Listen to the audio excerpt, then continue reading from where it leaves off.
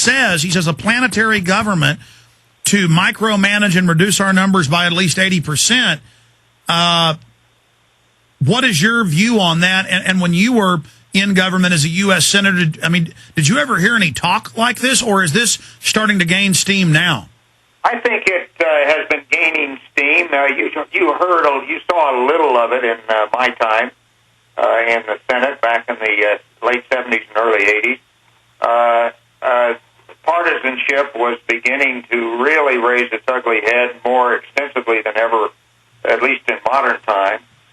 But it has clearly taken off in recent decades. I think primarily because of the capture of the government school system by the opponents of liberty. And that is, I think, the fundamental reason why we are today. Now, does that mean that common sense has totally disappeared from the American people due to the education and the elementary and secondary school system? I don't think so, because you still see, particularly in current surveys, a great deal of common sense reappearing. But on the other hand, that has to be sufficient to take back control of the government. We let ourselves be lulled asleep in the last election cycle, the last two election cycles, until all of a sudden we have a president and a majority in both houses of Congress that think identically about these matters and are willing to try to force down our throats a further erosion of American liberty. I noticed, Dr. Schmitt, even with the decimation of our government-run school system, I think the American people are showing human common sense and saying, hey, this isn't going to work. It never has, and it won't work in the future, and let's fix it. So we'll just have to continue to see if that common sense will prevail. Well, how obvious is it that all these other countries don't have to make carbon cuts? I mean, even if you believe in global warming and carbon dioxide's deadly, which is ridiculous, they're trying to list it as a toxic waste. If we make the cuts, the businesses will just move to China and India and Mexico, and it'll boost carbon. I mean, it's just ridiculous any way you slice it. I want to get your take on that, Dr. Schmitt, Apollo astronaut on the other side, and we'll get into space technology. Should we go to the moon, go to Mars? What's next? Why haven't we gone back in 40 years? Stay with us.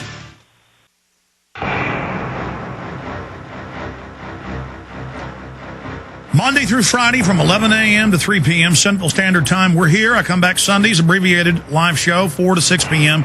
Central Standard Time. And parts of the show are re-aired on XM Radio and a lot of other AM and FM affiliates across the country. We're very thankful to all those great affiliates out there. We're talking to Harrison Hagen Schmitt, or Jack Smith, is an American geologist, former NASA astronaut, university professor, and former U.S. Senator. He is the last of the Apollo astronauts to arrive and set foot on the moon. And he is also the first and so far only person to have walked on the moon who has never been a member of the United States Armed Forces. Neil Armstrong left military service, and then it just goes through some of that trivia. And he's got a book, Return to the Moon, that's up on screen. In the Human Settlement of Space, Return to the Moon is the name of the book. You can find it at Amazon and bookstores everywhere. In fact, I've even seen it in the bookstore.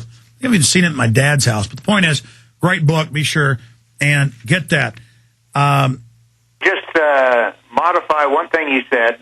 I was the only non-military trained pilot to go to the moon, but I did receive outstanding training from the United States Air Force in jet aircraft and the United States Navy in helicopters. So I feel like I sort of had the best of all worlds. Well, there you go. I keep telling my guys, don't print me Wikipedia stuff, because Wikipedia's got my name spelled wrong, and half of it's not true about me. I hope your audience recognizes that Wikipedia has their biases as well. Trying to get anything in there to moderate their position on climate change is impossible. A number of people have tried to do it, and it just doesn't happen. I was just joking too. It's actually not from Wikipedia. The guys are about to box me in the nose in there. Yeah, Wikipedia won't let you publish. I've talked to scientists who've tried any material basically trying to debunk man-made global warming. In just one case I found, and it's just despicable because they're the first thing that comes up with almost any scientific inquiry. Have you noticed that, Doctor? Yep. Yeah, it's Google's in that game as well. You know, the head of Google has a very close relationship with the president. I have seen that. Now, I want to get a little bit more into the environmental movement and then into the moon and the time we have left with you, and also healthcare. But dealing with Holdren's book and all these other books written by people that just cram the universities and academia and social planning, this talk about the world being overpopulated when the West is actually, as you know, has a huge decline in its actual indigenous numbers, and dealing with this whole eugenics movement, this whole idea of the super race. I can't think of anybody out there who would be the archetypal Superman if it isn't the astronauts. I mean, did they ever talk to you guys about this type of stuff? Or when you were in the U.S. Senate, you said it seems to be building more steam now. Holdren and these guys are talking about forced abortions, just this whole move towards eugenics. Are you concerned about that?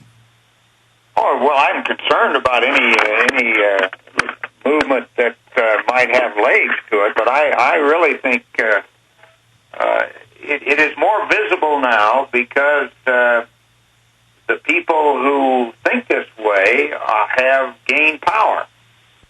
It does not mean that they are going to be supported by the vast majority of the American people. I just think you have to continue, as the founders did, to put your faith in the people and in their common sense. Now, thanks to talk radio, they are getting some education that they would not have gotten otherwise. And it's up to you guys to expand your market and to make sure that the American people overall begin to understand why their common sense is what they should rely on and not on what they're told by the national media, the state-run media, so to speak.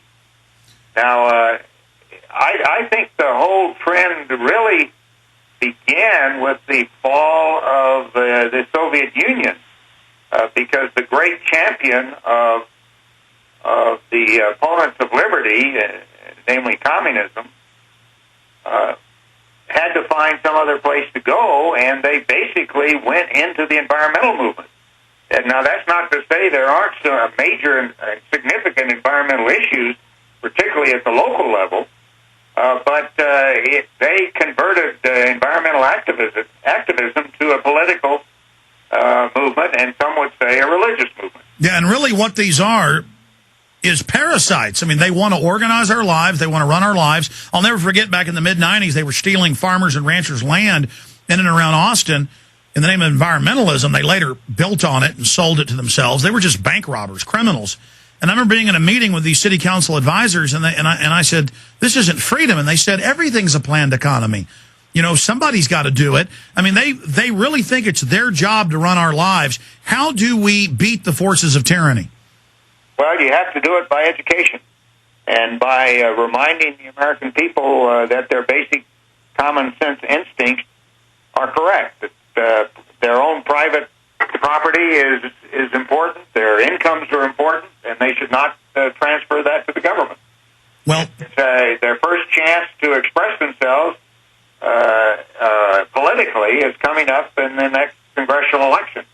Well, and you all and all of us have to try to mobilize the most massive turnout of people who reject this current approach and begin to turn it around and get back to what would be the basic fundamental principles of constitutional government that we were founded upon.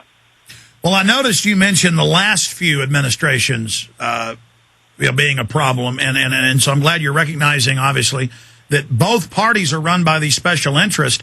Why would big, wealthy interests want to collectivize things? Is that because it creates monopolies, allows them to shut down their competition? I mean, it's not just a bunch of hippies and communists running around that are doing this, they've got a lot of powerful friends.